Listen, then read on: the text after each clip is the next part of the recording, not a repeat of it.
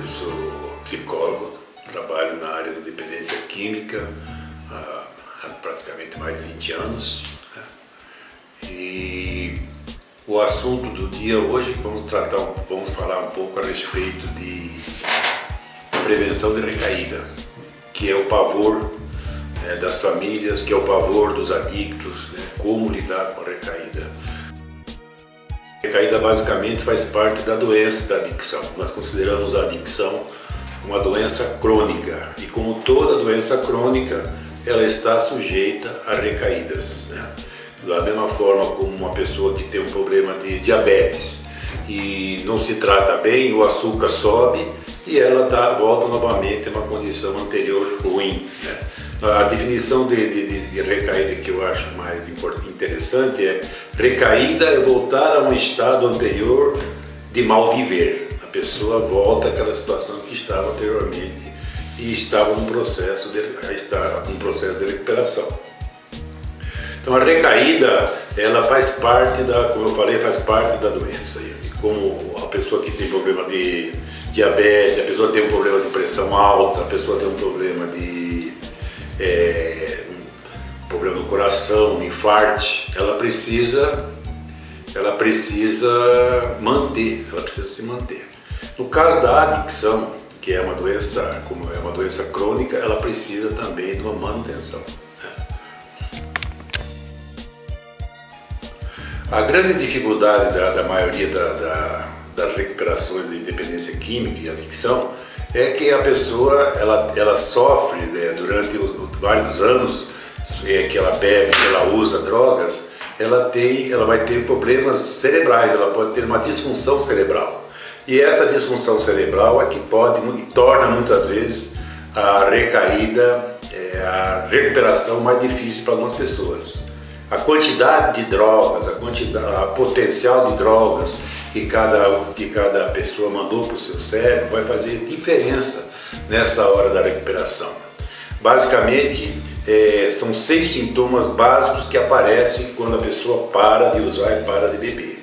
Ele pode ter problemas de confusão mental, concentração mental, ele não consegue se concentrar nas coisas. Ele pode ter problemas de memória, né? Problema mais sério de memória que eu já vi, que já trabalhei com pessoas com esse problema, é a pessoa ter um Korsakoff, ele não lembra nem onde ele mora e apaga totalmente a fita da memória.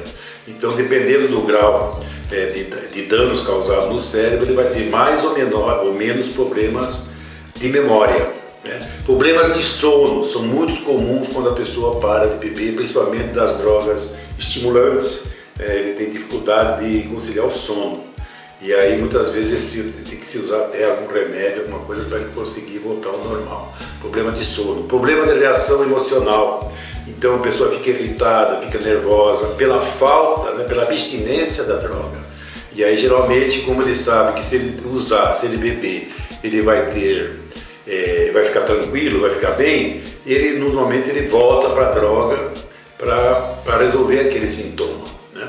E ele tem também outro problema sério que pode aparecer pela falta da droga,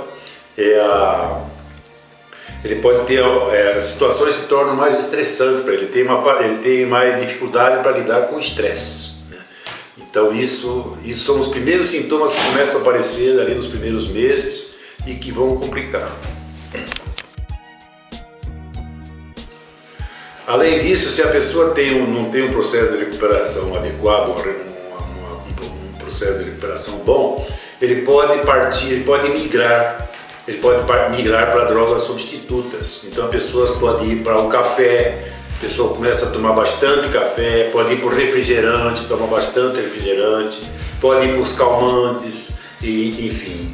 A pessoa bebia, agora vai para o café, ou a bebia e agora começa a fumar demais, né? Ou vai para os comportamentos compulsivos, que também substitui a droga e também dão aquele prazer que a droga poderia dar. Ele pode ir para um comportamento, por exemplo, de trabalhar demais, ele pode ir para um comportamento de jogo, ele pode ir para um comportamento de comida, né? Comer demais para substituir a droga que ele não tem, ele pode ir para o exercício, né? Ele pode ir para vários, quer dizer que a adicção, a compulsão continua lá dentro dele, ele começa a trocar de drogas, né? E isso também, então ele não tem uma recuperação adequada, ele está apenas um abstêmio, está apenas um usuário limpo, seco, que a gente costuma falar, mas ele não tem uma qualidade de recuperação. Nós dizemos muitas vezes uma recuperação parcial, porque ele não executou as tarefas que ele deveria fazer para se recuperar adequadamente.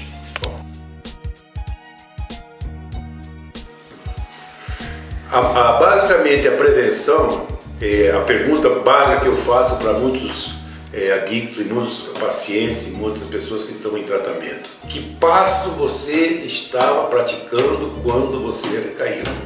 Geralmente ele não estava praticando nenhum dos 12 passos, ele não estava trabalhando, ele não estava entregando na vontade de Deus, ele não estava aceitando o problema dele, ele estava apenas lá vendo um pedaço do primeiro passo de aceitar a doença dele, mas não estava a perda de controle sobre a própria vida, ele não estava trabalhando, não está trabalhando os sintomas emocionais, não está trabalhando os sintomas mentais e não está trabalhando os sintomas espirituais que estão contidos nesses 12 passos. Então ele tem apenas uma recuperação parcial e ele precisa, basicamente em cima daquilo que eu falei, a pessoa dentro do tratamento e fora do tratamento, ele precisa estar atento, né, a esses sintomas e encontrar formas, forma de defesa, forma de lidar com essas situações de uma forma melhor do que a forma que ele usava no tempo do uso, né? Basicamente é isso.